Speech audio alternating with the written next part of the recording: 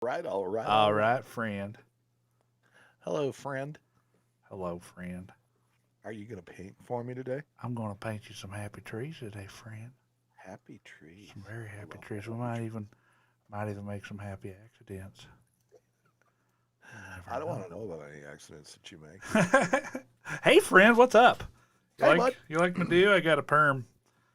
Sure. Yeah, it's so you. Yeah, It is just so you. And now you finally fill that hat. I do. I do. My head was a little large It or a little was. small for this big hat, but well, So Halloween's good. almost here. Can you tell? Yes. Yeah, that would be tomorrow. Yeah. But I like the tradition you were talking to me about with your kids at school. Yeah, yeah. The dead and famous thing they do is pretty great. That's amazing. Yeah. Dead and famous. One of my kids decided he was going to be Bob Ross this year, and so that's where this amazing wig came from. But that's awesome. Well, it's just I had to borrow it, right? Sure.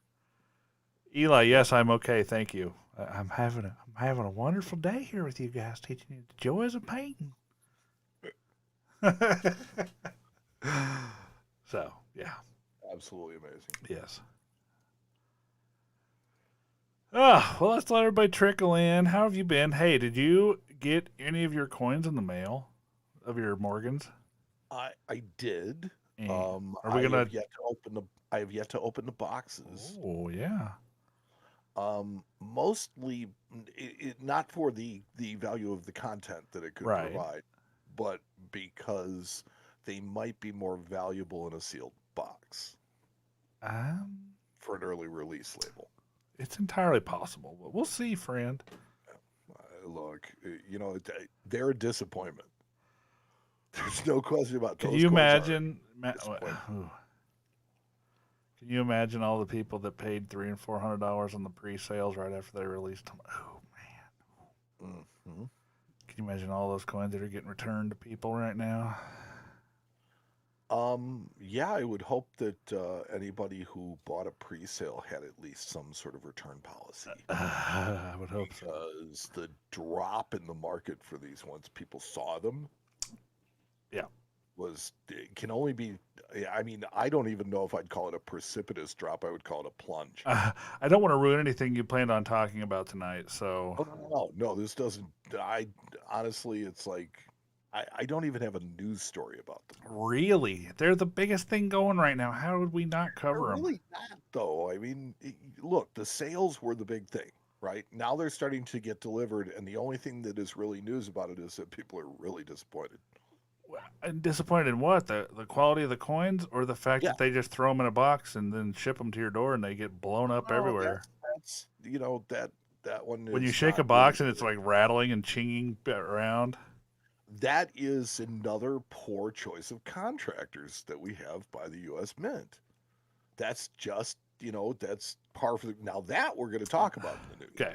but but it's as far as them arriving not packed properly or anything like that. Feel free to return them if you have coins that are damaged. I really think that the- you know, but but it was something that we looked forward to, and I told you, I said they're going to figure out a way to wreck it. I don't hate them. I mean, I like them. I've got them. I like them. The finish just isn't right. It's not supposed to be the old finish. It never was. It never said they were going to put the They're finish. not commemorative coins. They're not eagles, so they're not bullion coins. They're just Morgan and peace dollars. So if they're just silver dollars, then they need to have some luster, just some. It's so hard to go back in time and make them the way they look like they used to. I'd be really happy if they could replicate that I look. honestly don't think it'd be that difficult. I really don't think it'd be that difficult. I mean, all you do is take a mandrel to the dies and polish the fields just the slightest bit. Look, the designs turned out, at least that I can see, very, very detailed and really complete, right? And they look good from that standpoint, and that's because it's all done digitally and done with CNC dies and Laser stuff like beams. that. Yeah. It's all It's all computer precision. So I like that. But then to just, give the dies these just really flat, it almost looks, I like Ben the Coin Geek's description that it looks like it's aluminum. Yeah, yeah, that's true. It's a really good description. It's just got that kind of and this is a silver coin. Nurse Ratchet, Randy. I wish I could come through the screen right now. Nurse Ratchet. It kind of does, No, really. I get that, and I think that the peace dollar looks better because Yeah, peace dollars have a flatter luster to them than yeah. Morgans. So I think the peace dollar looks better. It is definitely truer. Well, it's real true to the design and the fact that it's high relief and it's really it's nice. Yeah. But the Morgan just, and that's okay. Yeah, I mean, so this is the way I see it. I think as far as the design went, they really nailed the look. They got them not looking like Chinese counterfeits of modern coins. They really did replicate the original design very well. And I don't necessarily hate the finish, but you're right. I don't like it. They do look kind of they just look kind of dead. They're Mhm. just flat and dead and for a coin that's known for luster like the Morgan dollar, I mean it's like Well, you're yeah. working with silver. It's the world's most reflective metal. I Right. mean, for it to just not have Right. surface reflectivity, looks like it was done on purpose, and in that case, was a bad decision. Right. I keep looking at myself. I think I look like Howard Stern in that movie they did about his life. Do you remember that? I can't remember what it was I called. do remember that movie. That Yeah. actually was a pretty decent movie. Yeah. Yeah. So sorry to You love, sidetrack you, but now's the time to do it, not during the show, you right? love Howard Stern, don't you? Oh, I just Hey now, hey no. hey now. Wow. Okay. Yeah, I gotta get rid of this thing. It's itchy and terrible, and I'm gonna. Oh. Oh. Oh. All right. We'll switch out here.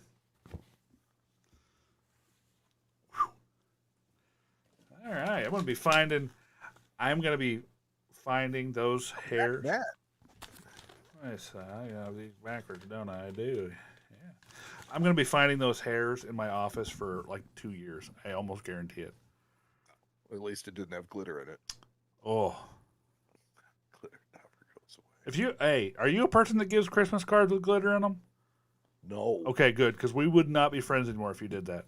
no, no. I mean, truthfully, I haven't sent a Christmas card in over 20 years. Okay, even better. But man, people that send the cards with the glitter and you open it, the envelope and it's just like all over you. Ugh, it's the worst. It's like a glitter bomb. Yeah, Yeah, I don't know if that's a punishment or not. You know what I mean? You were bad this year. I'm going to send you a card with glitter on it. it's like a glitter bomb. Uh, Somebody said I have a Daniel Carr 64D Morgan. It was done on a 21D. The finish looks the same as the new Morgans. I wonder if the difference in the look is due to the quality of the presses being so much better. The silver does not flow from the center to the outside because the pressure is more even. Exact. I mean, that's part of it. The modern technology has eliminated some of the things that we love most about those coins. The flow lines, the die wear, the die cracked, all that stuff. I like that stuff about Morgans. Um, the polished, the die polish lines and stuff. I like that, but that's all from just a different time and a different era of production. So Yeah, I mean, I didn't expect it to look. When they made the 21 Morgans, they were different than all the rest of them because they had to redo, the hubs and everything. They didn't have the old hubs. yeah, So I expected that these, like the 21s, would look different, and that's fine. Like I said, it wasn't the execution of that. It was the surface, and I think that that's just a lesson learned moving forward. It's kind of like the enhanced uncirculated mint set that came out in 16, right, right? It was a good process, but just poorly executed. yeah. And so because of that, people will start returning them en masse. Now it's like these are popular enough that they won't return them. Look like Big Orphan Annie. God, I hate you guys. Actually, I really love you guys, but that was pretty good. That was, yeah, Big Orphan Annie is great. Big. We'll call him Boa from now on. Oh man, that's funny. So, yeah, so I'm looking forward to the peace dollars. I should get the peace dollars on Tuesday. Now those, Are you gonna open them? I think I'm going to open them because those are for me. Yeah, we Those tore are all of gonna, ours open. I mean, I looked at the market and I'm like, you know what? I really don't feel like sending these off and waiting because the grading companies are already so backed up right now, and watching the market just tank while they're gone. You know, eh, eh. my take on it was I bought the D's and the S's in the hopes that they would, be a good flip. But I've never been a Morgan guy. You know this. You've always Yeah, known this. yeah, Just not my coin. yep, Um, so I saw the opportunity. I did pick up a CC, which I like. right. Oddly, the O Privy Mark kind of looks like a mid Looks like mark, the old yeah, like an O. yeah, So I like that. I didn't get the O, but so I think the CC and the piece, will be perfect for me. right. Yeah, And I got some of the Denver coins, and man, oh, wait, what's going on? Was that tea or tequila? I'll never tell. Okay. I got some of the Denver coins, and man, the quality control I got on those coins was just terrible, man. I've looked at probably a dozen, maybe more, maybe 2 dozen of the Denver coins, and I only found like two of them that didn't have little strike throughs or breaks in the the. Sorry, my brain's not quite working right yet, but uh, the finish, there was a lot of breaks in the finish. And man, I'm I heard that wondering. the D I has the worst quality control of all of them. Well, I'm wondering if that doesn't make 70s from Denver a sleeper coin. That could very well do that. Also, interesting to note, a gentleman found an S mint with a die crack I'm not that sure goes that was a die through crack. the mint mark. I saw some pictures of it, of some stuff, and I'm not sure what they're seeing as die cracks or if it's like detached reading that has kind of come Well, up I and saw the one with the detached reading, and I thought that was a. Well, no, it didn't look like detached. Well, like a rim I mean, it kind burr of or does. something. Well, we're talking about that was a Denver coin, I think that Oh, I was saw it? Okay. that had that, but this one, it's not confirmed. It's people have to look at it yet, and if there's a die crack, it's going to show up on more than one coin. Right. Oh, for sure. Yeah, you'll So, find more than right. one. So, So I mean, that's the one thing. yeah. So we'll see what happens. There's more to come on that story, but that's interesting varieties that are coming out of these coins, which will be kind of cool. Um, I think the main disappointment that people have had is the distribution strategy, the entire ordering process, and the two-tiered availability. Right. Yeah. Wow, that was a cogent and concise thought. What do you know? Wow. Now let's start the show. You ready? Hey, fantastic. All right. Fantastic. All right. Here we go, friends. See you in a sec. Make sure I got all my stuff ready here. All right. And I hit record. You see that? Did you see what just happened there? I hit the record button. I never do that. Always works better when you do that. I know.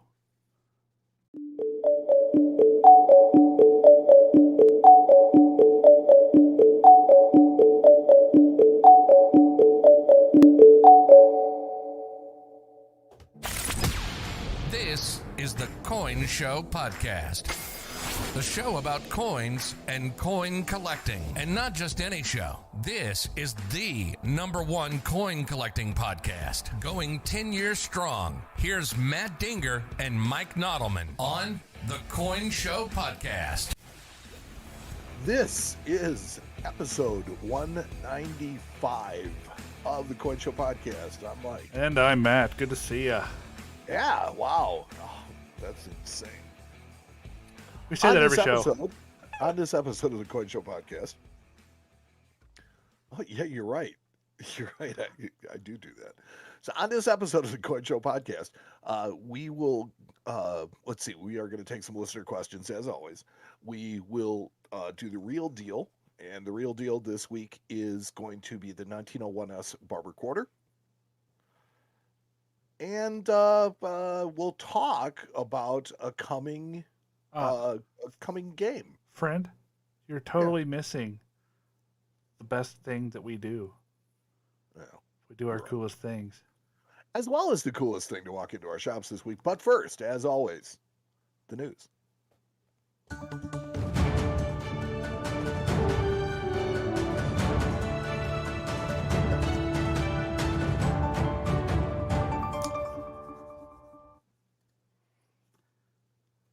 Hey, Mike.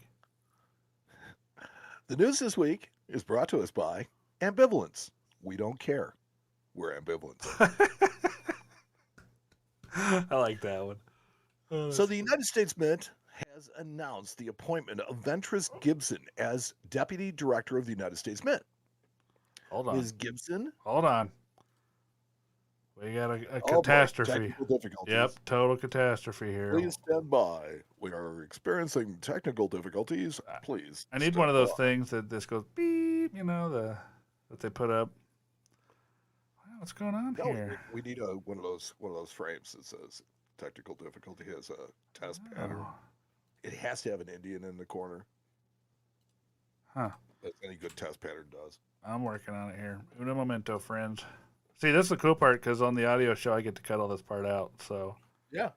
So when we get back to, where is it here? Sorry, this program updated and it moved everything. So, whoops. I know it's really a kind of a pain in the booty. Let's see here. Is this it? Oh, that's it. Okay. Hello there, news. All right, just let me stretch this away and that this way.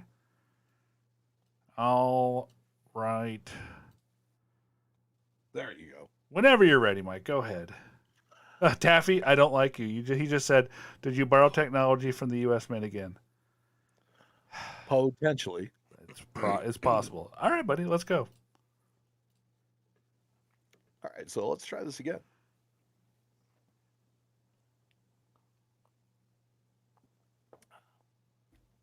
The United States Mint has announced the appointment of Ventress Gibson as Deputy Director of the United States Mint. Huh, so they appointed a deputy director. Yes, Ms. Gibson is a Navy veteran who has spent her post-military career as an HR professional. So she's held prior positions with the VA, the FAA, and also as the Associate Deputy Assistant Secretary for Human Resources for the U.S. Department of Health and Human Services. That sounds like a government title if nothing ever did. Wow, that was a really long title. It was. Wow, that's amazing. But given her background is in human resources, it's my assumption that she'll help search for the next MIT director. So therefore the deputy, because, otherwise it doesn't make a lot of sense. Right. Huh, cool. She is the first black person to head the Mint. Not my words, theirs. Huh. Yeah. So apparently no African Americans have ever headed the United States Mint. She is the first. Huh. Well, that's pretty darn nice. Cool. Yeah. I'm excited to see what's coming. We've kind of gone through a couple of tumultuous periods in the U.S. Mint here with the directors of the last couple of times, and so hopefully we can. Do you think this is a failure in leadership? Do I think what is a failure in leadership? The problems that are going on with the Mint. Well, I mean, it starts at the top, right? Well, I would purely call this a failure in leadership. It's not a matter of skill. It's a matter of will. Yeah. Well, that's true. But it is also the government, and you know how that works. Yes, or it doesn't work. Well, there you go. Yes. So this announcement came October 25th. On October 29th, Mint News Blog, which is basically a blog of the U.S. Mint, posted on social media and on the blog itself that there's nothing wrong with the process at the U.S. Mint.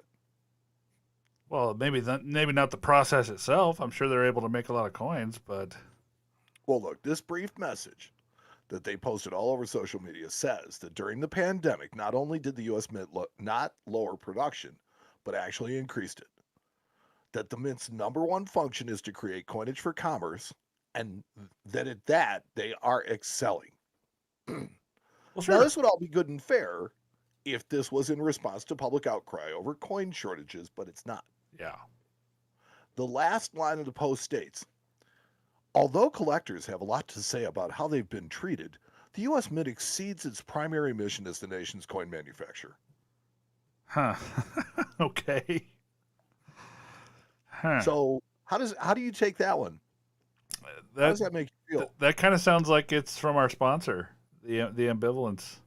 Yeah, I mean, look, this shows exactly how tone deaf they are to what's been going on.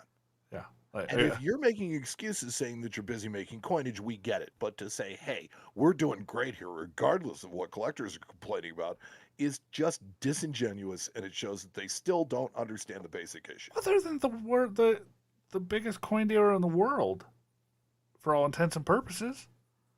So Yeah. yeah, you're going to get some pushback from that. We get it. You know, you make the coins for the country. Gotcha. 10-4. But you also release all these things on your website and make large amounts of money. And So that's what people are complaining about. So for them to say, well, hey, look, we're doing our job and we're doing great at it, it's like, I don't think you're paying attention. yeah, I agree. Wow. Yeah. Hashtag Dear US Mint. Dear U.S. Mint. NGC has made some changes to their website to make it more device friendly. So I've checked out the new website, and no matter what I accessed it with, Yeah.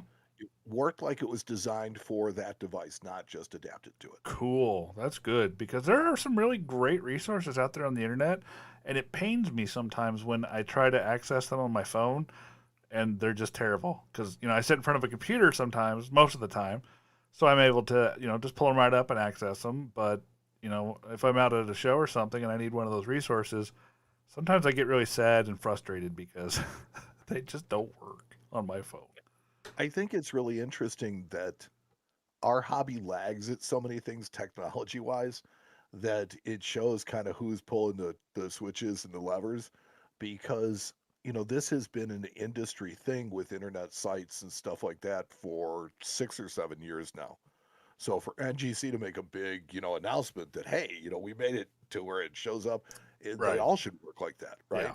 Yeah. It'd be But nice. I have to give them credit because it does work. Now I'll say that I didn't really need NGC to do this, right? Well, do you ever? Well, the app is also available for my devices. Right. But if you have limited storage or usage requirements that don't allow you to download the app, this is a really nice alternative. Yeah. This also makes the website on your desktop act, look, and feel more like the app. Good. Now, the importance of this is that you can make your site, one single experience across all the platforms. And as you enhance your web design, now you can do so across all platforms at once, making for a much less schizophrenic experience. Good job. I like that. You're a wordsmith sometimes, Mike. You really are. I had a lot of time to write today. I so see. yeah. There is a new U.S. mule coin for 2021. I saw this story. This is cool. A proof die was used to strike 2021 $10 quarter-ounce gold eagles. The discovery was made by a California coin dealer who was just looking at rolls of coins. Well, I mean, that's how this stuff gets discovered. Yep. So these coins were struck with an unfinished proof die, so the surfaces are like that of a typical bullion coin, but bear a W mint mark. Somebody just goofed up and put the wrong die in the wrong box on purpose, or maybe not. And Well, I don't know. I mean, the die was never finished, though. So well, I no, mean, it was finished. It was finished not as a proof finish, though. It was given the regular mint state finish and then sent off to strike You're coins. thinking burnished, right? Right, Because sure. they're burnished, but they have not made fractional burnished coins since 2008. Well, but no. Well, yeah. What I'm saying is, they have there have been other examples that this has happened. The last time it happened was, I want to say, in '95, Yeah, with a W mint mark that showed up on a 10th ounce. I think there was actually more than one that year, but it happened. Okay, there might have been more than once, but it happened. But those were actually burnished. Those were actually burnished dies that ended up getting used on, if I recall correctly, on circulation coins. Whereas this is definitely a proof die that was unfinished, and PCGS calls it that. So I'm not sure if they mean unfinished by like it wasn't given the proof finish rather than they say unfinished a proof finish. die. So That's what it says on the thing, and so that's the way that they've certified. They've certified 61 coins. that the dealer found. There'll be more. Including a solid roll of 40 coins. Yeah, there'll be more. I mean, obviously this is a thing, Yeah. so they're coming. But There's going to be a bunch. PCGS has labeled the coins as unfinished proof dies and the discovery coins as discovery roll. Huh. So I mean, it's these are always cool. going to have a big premium to them. It's kind of a fun little side note on these. You know, there's this out there that people, you know, might be able to get or find. You know, from And their the bullion number of distributor. the coins should be fairly limited.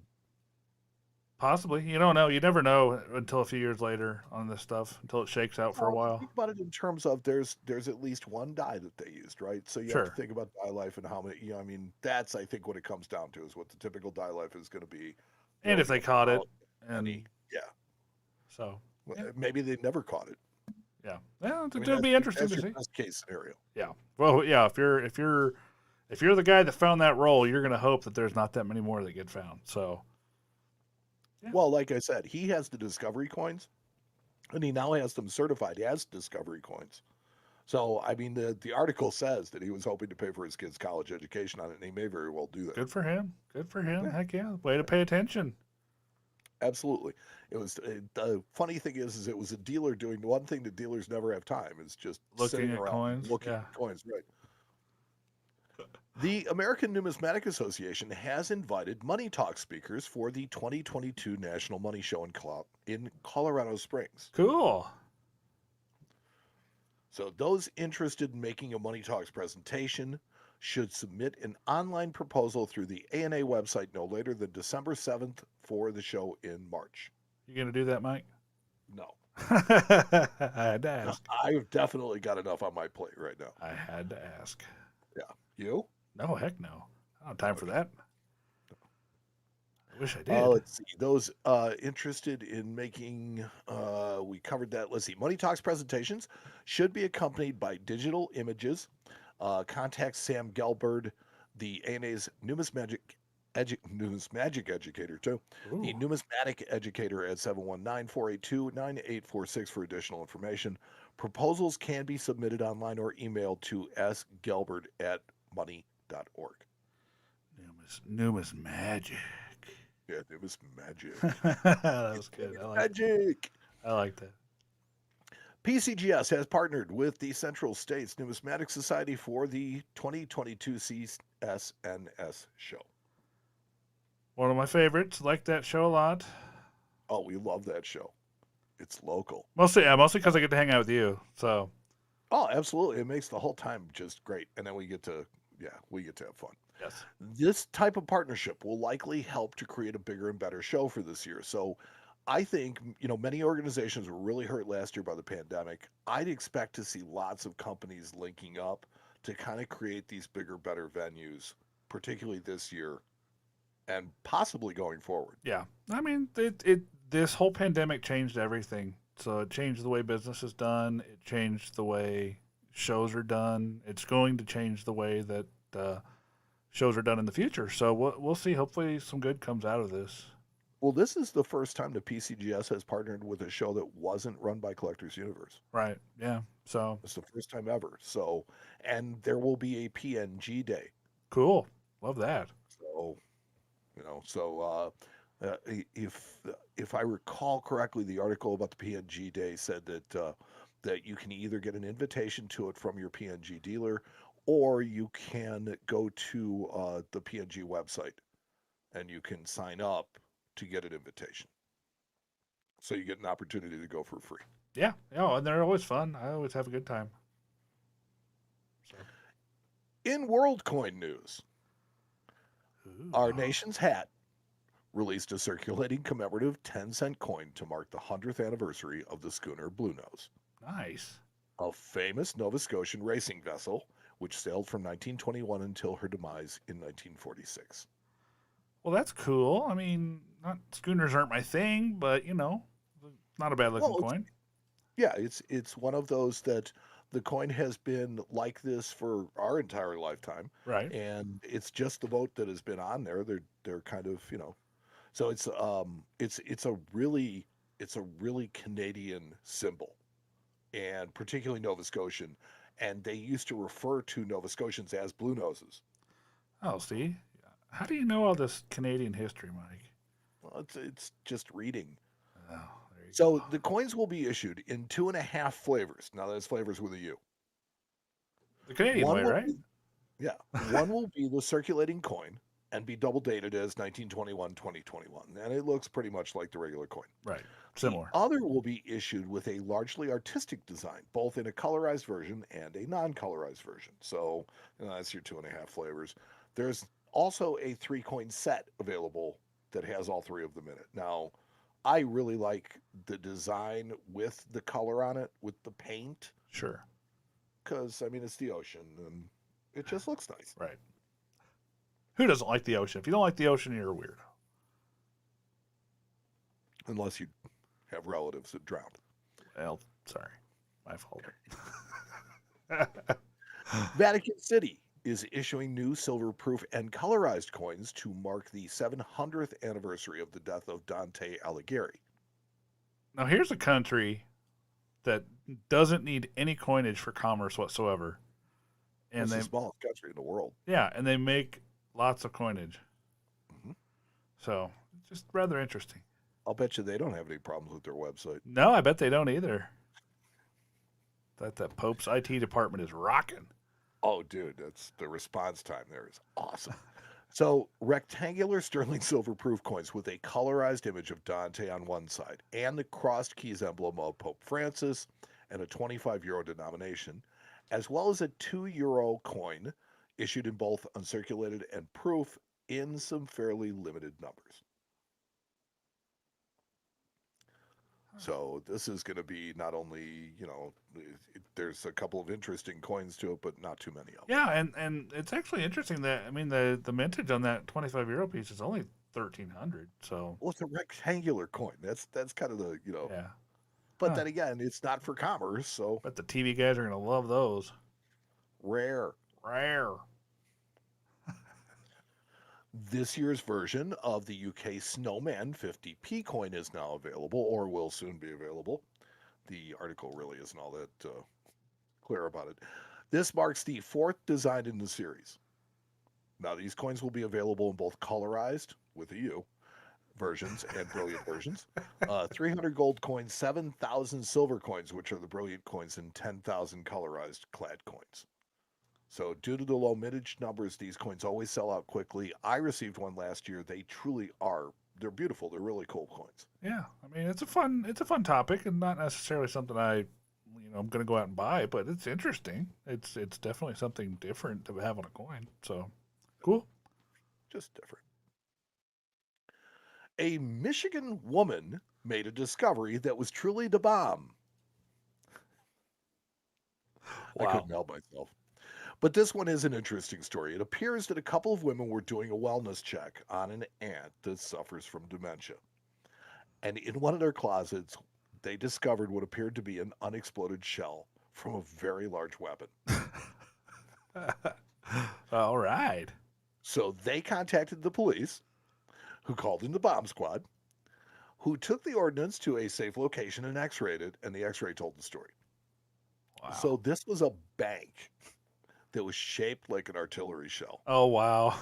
And inside they found mostly modern stuff, including Warren Jefferson nickels, bills from Series 1963A.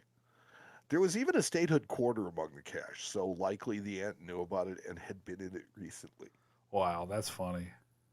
Yeah, so the Coin Week story goes on to describe the treasure find as, wait for it, a dud. A dud. Oh, gosh. Yeah, but we were all. Oh, Mike, why? Why? You're so. I did look. That was Coin Week. Okay. Okay. Well, at least it wasn't Blame you. the messenger. Okay. I won't. Shoot the messenger.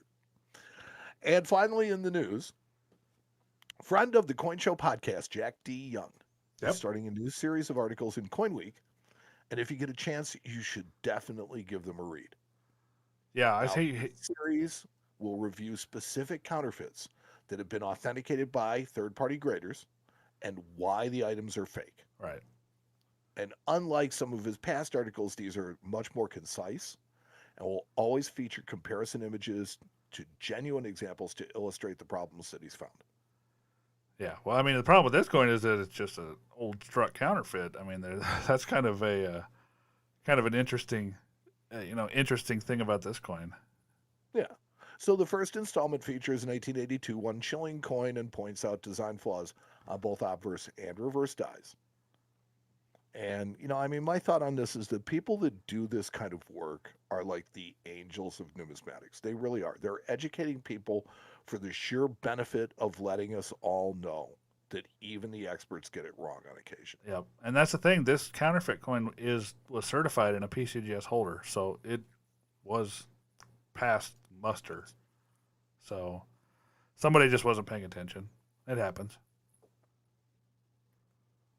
Everybody makes mistakes. Yes. I make them all the time. Yeah, that's my wife. Hi, babe. Are you watching? Please.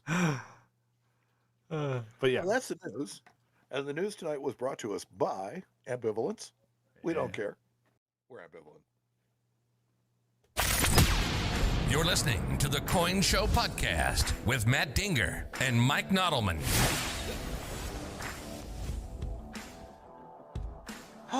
So that was fun. Good time. Yeah, good times. Matt seems to be having throat problems today. It's the weather. Yeah. Well, it's that time of year. Yeah. So, let's see. We got some stuff going on in the live chat. We're going to try and answer those as best we come to them. I also wanted to share some news that we have a new game that we're going to be playing, isn't it? Yeah. I feel like this is going to go like most of the other games we play, where I get to be the guinea pig. Actually, I don't see how there's a possibility of that. I don't think that this is not, and it may not be popular for this. This is not your Mad Ambush game. Oh, well, I'm okay with that. Then let's do this. Yeah, no. So it's going to be but we need some help with the name, because Deal or No Deal is kind of already trademarked. Yeah. So basically, we're going to do a little game where we have 10 coins that are varying in value from 1 cent to the 1933 Double Eagle, and basically you're going to pick a box, and the box is going to have a coin in it, and then we're going to open up the rest of the boxes and have offers along the way to see how it'll be fun. It'll be just like Deal or No Deal, but it'll be coin related. Yeah. That way we get to talk about the coins as we open the boxes and make it so it educational. should be a lot of fun, and it should be educational and fun. I'm excited. When are we going to do that? Do you know? Well, it's funny because it might even be something that can stand alone on its own. So we'll have to see what happens. Yeah, that's true. That's true. Yeah. I forgot about that. Yeah, we could do that. So that's some interesting stuff coming to the Coin Show podcast.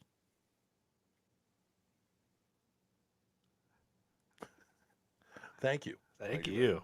Yes. Let's see. So what else do we have? We have. You want to check in with the folks that are here? You want to say let's hi? check in with the people that are in the chat. Okay. Let's see what they got going on. You guys hanging out tonight? I see you. I see you guys talking about the Royal Mint. Taffy Coin said he wished the Royal Mint would sort themselves out. Literally, they're ruining 2-ounce silver coins right now. Oh, here's another question. And the Royal Mint usually does a pretty good job, according to most. Yeah. So. Eli asked, any tips about setting up at a coin show for the first time? Hang on to your butt, because you're going to get an education. Yes, you are. Yep. Security is always important. Consider everything when you're, setting up at a show. You want locking cases, of course. Make sure they work. Bring anything you might need. Flips, price sheets, calculators, pens, markers, rubber bands, everything. Everything. Run through it, because the one time you forget something, you're going to need it. Loops. Mm-hmm. I've done coin shows without loops before. That sucks. Yeah. That is really hard. It's hard. It's not fun. So don't forget any of that stuff. And then, you might walk around and introduce yourself to some of the people that kind of seem like they either run the show or, or some of the bigger guys that are set up there. Just introduce yourself and try to make some friends, and maybe you'll do some business. So be nice to your neighbors. Yeah. Oh, yeah. Neighbors are the best. I love good neighbors at a show. They'll watch your stuff while you go to the bathroom. Yeah. So yeah, that's really good, solid advice. Yes. Let's see here.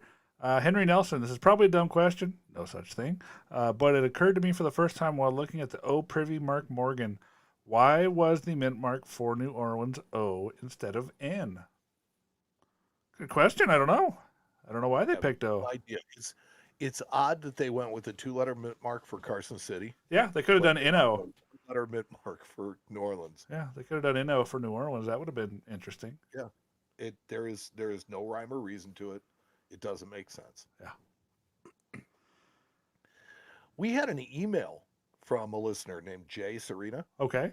I and love he's emails. listened to every Coin Show podcast from the very beginning Jay, you're an and looks animal. forward to the show every single week. You're an animal, Jay. Yeah, we owe him something at this point. Yes. So he says he has a coin-related U.S. Mint problem, which he could use some guidance on. And given that, we're always talking about the U.S. Mint, Okay. and especially lately about the botched product releases, he figured that maybe we could offer some advice. Okay. So, basically, he has moved, and he had to purchase the O and CC Mint dollars in May. Yeah. And since he's moved now, the Mint is going to ship them either to his previous address, which will bounce it back to the Mint, Yep. or won't deliver it at all. Yeah. I've heard of some people having luck actually getting on the phone with the Mint and talking to them about this. But yeah, this is an issue because that's what happens with these issues when they issue them so far out is, things change. You might get your credit card might get, you might get your credit card number stolen and have to get a new card, or, things come up in 8 months. You might have to move, and changing these things a lot of the times with the Mint just automatically results in a canceled order for those previous orders, because that's just how they roll. And I don't know the answer to that question. I don't know if they're, from what I have heard, a few people have said they've had luck getting the Mint to change addresses with phone calls to an actual person. But other than that, I would think that phone calls to an actual person or the chat. Now, Jay says that, he's tried calling them in, and I've experienced this myself. There are so many people trying to contact the Mint right now that it's brutal. yeah, You can't get through, or it's just not available. I say the chat all the time is unavailable, right? But I will tell you that if you keep watching it, it becomes available.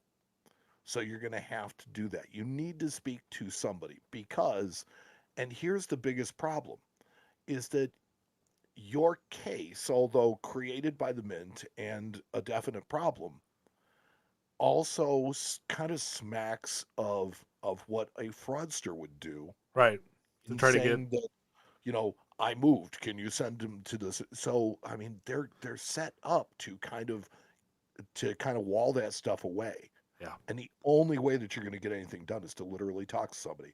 So, as difficult as it has been, and as difficult as it can be, all you can really do is just keep trying to contact people, because that's it.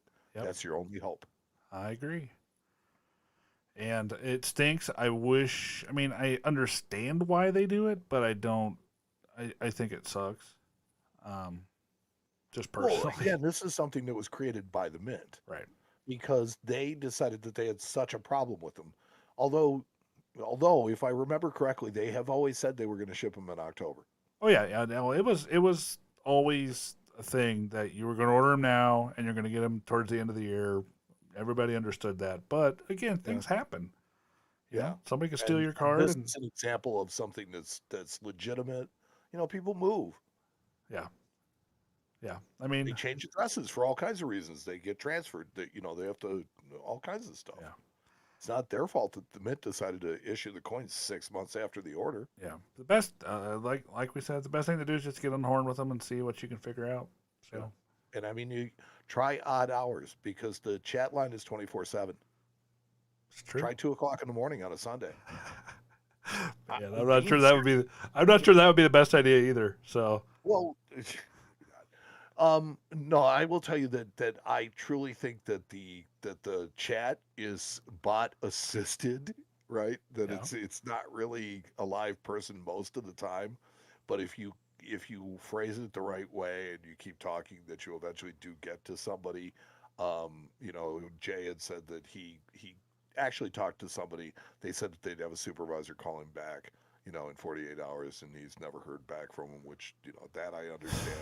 Email's not going to work. There's just no way to do it. You've got to actually do this, and it sucks. And our heart goes out to you because that's horrible. But thank you so much for listening to every single episode.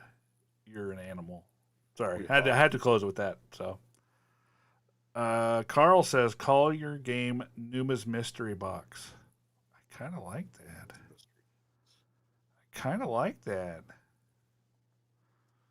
We might have to go with that. I don't know. We're gonna figure it out. Oh, we'll give that some thought. Yeah, I kind of like that. Box of mystery. Let's see. Let me kind of just peel through the chat here before we move on. All right. Well, sir. Yes, sir. Which one do you want to do next? I said that he talked to an OG coin collector. He told him that he found a $2.50 Indian in a penny roll last month. Wow. It happens very, very occasionally. 2.5 more the size of a nickel? Yeah. No, they're small. They would fit. Penny? Yeah, they would fit in a penny roll. Okay. Yeah, it happens. It's not unheard of. It does happen. Yeah. Very, very, very rare to happen, but it does. Yeah. I've seen it happen. Real tragedy. That thing went into a Coinstar machine. It ended up in a roll somehow. Yeah, I don't think it went into a Coinstar machine because they're pretty good about calling out stuff that's not right. Okay. So maybe in a customer wrapped roll to a bank. Possibly. There's your search. Man, that'd be a heck of a day. Can you imagine opening a penny roll and seeing the edge of a 2.5 Indian staring out at you? Wow. Well, the funny thing is you go to the bank and you see the customer wrapped rolls and you're like, nah, I don't want those. Right. I want new ones. Right. Yeah. You're like, no, I want the customer wrapped. Yeah, that's true. Well, sir, where do you want to jump to next? Do you want to jump to? Let's do the real deal. We should always close with the strong one. All right. Let me get that here. So tonight, on our real deal segment, we're going to talk about the king of the 20th century coins. Yep. This coin is one that I was going to, when I first got back into coin collecting, I was going to put together a typeset. Okay. And I, like many people, 20th century typeset really kind of appealed to me. I'm like, you know what? 20th century typeset is just a little bit too easy, though. I mean, it's just collecting one of each type. The only ones that are even remotely difficult are the Barber coins. And it's like, okay. So I decided, oh, let's go uncirculated. No. I got it. I'm going to get an uncirculated key date of every coin. You didn't think about that real hard, did you? I really didn't think it through very well because there's a couple of coins in there that are just stoppers, right? Yeah. And it's like you normally think 16D is the first one, but it's not. The 16D is worth a fraction of what this coin is worth. Yeah. And of course, I'm talking about the 1901 S Barber Quarter. Yeah. Let me pull this up for everybody. Yeah. So we want to tell everybody that this is courtesy of barbercoins.org. Yep. They have a really good web page on authenticating 1901 S Barber Quarters. And one of the things that I really love about this coin and what makes it so easy is that there are literally 2 obverse dies and 2 reverse dies. And that's it. Yep. I was doing a little researching when you said that you wanted to do this coin on this segment, and I actually came across this website, so not surprising that you picked it. No, it's a really good website. So the great part about the 01 and being a barber coin is it has denticles, and the denticles are really good for spotting where things should be located on the coin. From stars to numbers, letters, all that kind of stuff. Right. The A obverse of the coin has ones centered over denticles. The B obverse of the coin has the ones the center of the ones is to the left side of the denticles, but they're both moved. Yep. It's kind of centered over a space. Kind of. So.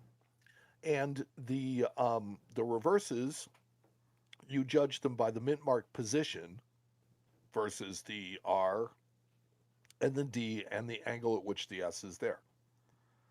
Yep. So O1S Barber Quarters, that S mint mark's always going to be tilted just a little bit to the left. Mm-hmm. So that's what you kind of want to look for. The thing about the mint mark that I think is really important to look at is that, okay, most of the counterfeits of this particular coin are going to be ones with an added mint mark. Yes. That's just the practicality of it. It's the easiest way to create it.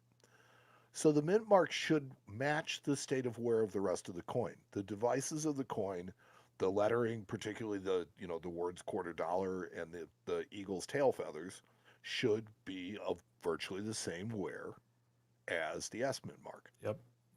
And so that's going to be your big key as to whether or not, that is genuine. But honestly, the obverse side and those ones is generally enough to authenticate the coin. There are on the A obverse die, there are die breaks that show up in late die states. And although they say that that if you have the die crack, then the coin is definitely genuine. Huh. So there's a crack that goes from the bust, the tip of the bust, to the first star, and then in later states goes to the second star from the first star. And if it has the crack, it's definitely genuine. Nice. And then it looks like die pair B has some cracks too. Yes, and there are also die cracks with B that can be identified. The positioning of so if you look at where the ones are centered over the denticles, yep, and then your next look is to where the second one is positioned in relation to the bust, because if the ones are centered over the denticles, then the one should be really close to the bust, and if the ones are centered over the space, then the one should be separated from the bust. Yep. Huh. Not a coin you authenticate very often, just because you don't see them very often, but I can see where this would be handy. This is probably the best way for you to authenticate it on your own. Yeah. Knowing that this coin is genuine is the real key to it. This coin, let's see, I was looking it up in the PCGS price guide. It is, let's see, go into the PCGS price guide, and in a good 4, PCGS price guide has this coin listed at $4,500. That's a lot. In VG, 10 grand. And it goes up from there. It's an exceedingly scarce coin. I mean, it's a genuinely rare coin. And this coin is more common in low grades and in uncirculated than it is in mid grades. Oh yeah, mid grades of this particular coin are very, very hard to find. So it's actually hard. I'm sure it was hard for these guys to find a mid grade coin to put to get a picture of, because they do have a picture of a VF to XF coin. I bet that's a hard coin to find, just simply knowing that series and knowing, what goes on with those coins, especially this coin. Yeah, I like the part at the bottom where they cover the fakes that they've seen. They have one with a typical added S mint mark, which again the shape is wrong. It's not tilted. the orientation is wrong, more importantly. Yep. And then the second coin here is actually one that somebody cut in half. They cut a regular 01 quarter and then put on an S reverse from a different quarter and then stuck them together. So scary stuff. But now, if you know this information here, you guys, you'll be able to figure these coins out on your own, and hopefully we can help you make a good choice when it comes to buying an 01S quarter. Yeah, because I'll tell you what, you find an 01S quarter, you hit the jackpot. Yeah, oh yeah, for sure. Any condition, I don't care what. It's like an 1893S. Huh? We Yep. already did that coin. What do you know? Heck yeah. Wonder what's next. We'll have to see. All right, pal. You ready for this? I was born ready. Well, good. Because it's time for the coolest thing. And now for the coolest thing to walk in this week. a competition segment between Matt and Mike to see who's had the coolest thing walk into their shops. Who'll win this episode? Let's find out. Matt? Mike? Who's got the coolest thing? Always Mike. Yeah. Not this week, friend. Well, you're going first this time because I went first last time. First, I got no problem with that. So, All right. this coin came to me at my desk. Yeah. It comes from an old collector, came from a private collection, and was something that I didn't even know existed. Well, you should. I've done this coin on this particular segment before. Really? Yep. Okay. So that was how long ago? It's been a while, but yeah, I've done this one before. Like 80 or something like that. Oh, I don't remember what episode, but yep, definitely have. Yes. So this one, you're right. You have done it now that I think about it, and I probably should pick something else, but that's okay. This is equally cool. It was cool enough for you. Yes, so it cool was for me. So this is a Civil War token. Okay. That was actually a Confederate Civil War token. Now, why is that? What does that make a difference, Mike? Why does it make a difference? Yeah, why does it make a difference? Well, the fact that there's only one is, I think, probably the biggest difference. Yes. This is Southern Civil War tokens were not really a thing. Like, they just didn't happen. So it was very, very much a Northern thing. And so to see this particular token that was floating around at the time and is considered a Civil War token of the South is what makes this coin pretty darn cool. Well, what I always have to go back to when I'm trying to think about things like this is you go back to the history, right? So the Northern economy was much more industrial, and it was much more, city, and the South was more rural, and it was more farming, and it was all that stuff. So the commerce, was different, and the way that it was handled was different. So the need for, coinage and things like that during the war is probably greater in the North than it was in the South. So that's probably why they didn't have that many of them. Now, our executive producer, Barry, pointed out that this coin has a hole in it, and yet has been graded by NGC as XF45. I think they let it slide on some of this stuff, just simply because sometimes they were issued with the holes, and it's not quite clear whether some issues were made that way or not. Sometimes you see them both ways. So I think they kind of let it slide on some of those issues. Yeah, hard to say. I mean, with this one, I think it is well known to be without the hole. So I really can't comment as to that. But so this is the Wealth of the South, and it shows all the agricultural products that were issued in the South. Nice. And it was issued in 1860. So it was right as the Civil War had not yet started. Right as it was kicking off. Yep, right before they started. All right. So this coin was rehomed. We found its forever home. Actually, I didn't find its forever home. I found a coin dealer that was interested in finding it a forever home. Oh, okay. So and went for a really nice. Look, the thing about this coin is the value. Right. A lot of your Civil War tokens are 25, 30, 40 bucks. Some of them get into 100, 200, 250, 300. This Civil War token sells for four figures. Yeah. Over $1,000. So, we were able to move it on to another dealer that really likes it and is going to be able to make a profit on it. Cool. Well, good, man. I'm glad that you brought a nice punt to the show this time because you knew I was going to crush you with my coin. Okay. Well, let's see what you got. So this coin just came bebopping in my office the other day with no phone call or anything, and it is a 1792 Getz pattern small eagle large cent with a George Washington bust. So do you know the story about this, Mike? Have you ever heard this story before?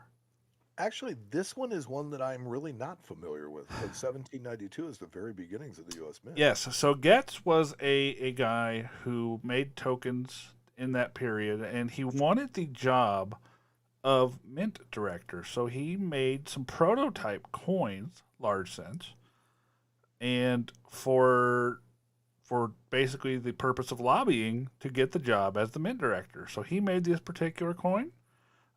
It was shown around, and they decided that they wanted to go a different direction. But as you can see, some of the earliest design elements that we still see on our coins today are on this particular coin. Now, on the obverse, you have George Washington with the date 1792 below that.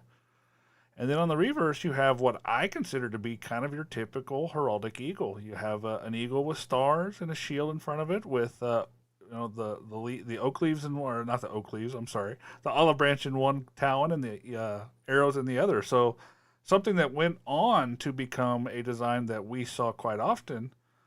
This is one of its first appearances.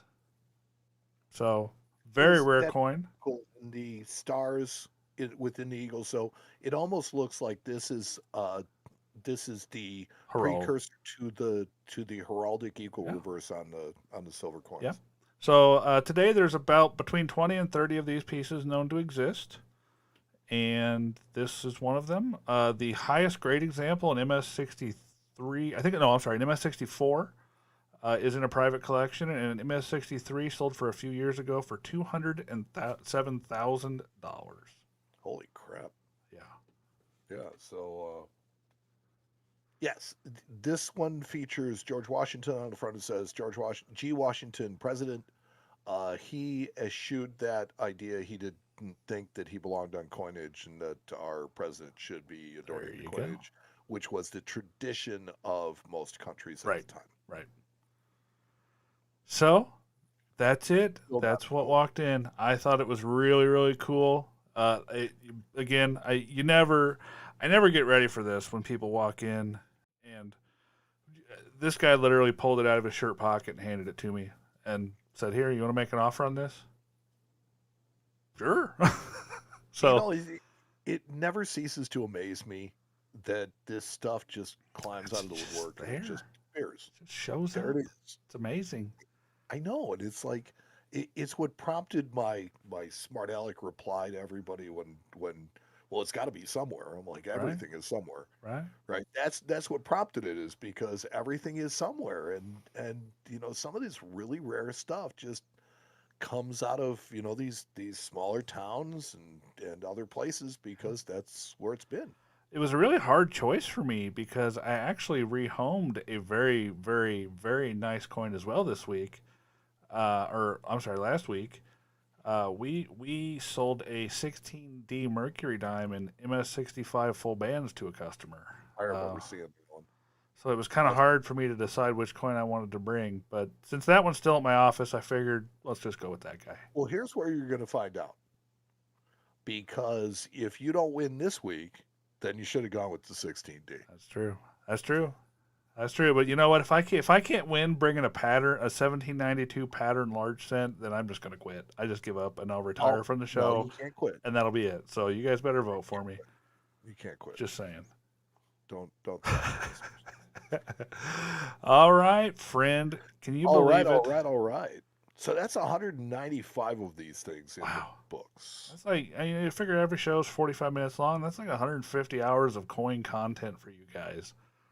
Wow. And most of it's accurate. Mostly. Like, I would say at least like 82.5% accurate. True-ish. Yeah.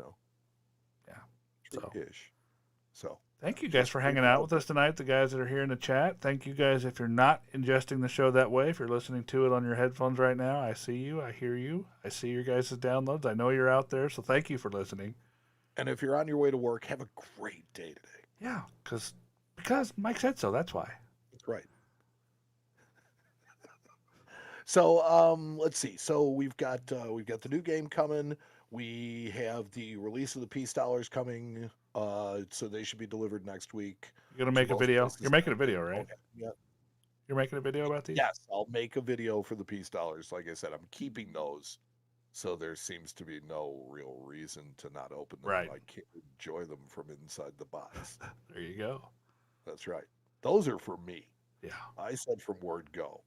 Yeah. That's what I wanted. Yeah. Yes, you did. All right, buddy. Well, any requests for what coin you want us to do on The Real Deal next, you can email us, mike@coinshowradio.com. Don't bother Matt at Coin No, Show Radio. I check them. I do. Oh, yeah, that's right. Now you've got it. Okay. Yeah. And did you see the email that I sent you? No, not yet, but I haven't checked it in a few days, so I will. It's show related. You need to look at it. Will do. Okay. Will do. All right. So other than that, 2 weeks. 2 weeks. We'll see you guys again in 2 weeks. In 2 weeks. Thank you, everybody that helps us do this show. Ernesto, Barry, Corey, Justin, you guys all rock. Thank you very much for helping out. Thank you guys for listening. Mike, thank you for being here. Oh, thank you for being here. I mean, look, without all these people, Yes. none of this would be possible, and it would all be pointless. That's right. That's all. You're digging up the old school stuff. Mm-hmm. Well, I guess I'll throw us out of here tonight, huh? For the Coin well- Show podcast, I'm Matt. I'm Mike. And we'll see We'll you talk guys. to you next time. You always do that. We'll see you guys next time on the Coin Show. You've been listening to the Coin Show podcast with Matt Dinger and Mike Nottleman. The boys will be back soon with another informative and entertaining episode. Meanwhile, you can follow the show on social media at The Coin Show on Twitter and Instagram, and on Facebook at facebook.com/The Coin Show. You can also join their private group. Just search Facebook groups for Friends of the Coin Show and request access. But if you want to take it to the next level and support the Coin Show podcast, you can go to www.patreon.com/The Coin Show. If you subscribe at the $5 a month level or higher, you'll have access to Not the Coin Show podcasts on the off weeks, as well as other surprises reserved for our patrons. Visit our website at coinshowradio.com or download our podcasts on Apple Podcasts, iHeartRadio, Spotify, or wherever you download your podcasts. This has been the Coin Show Podcast.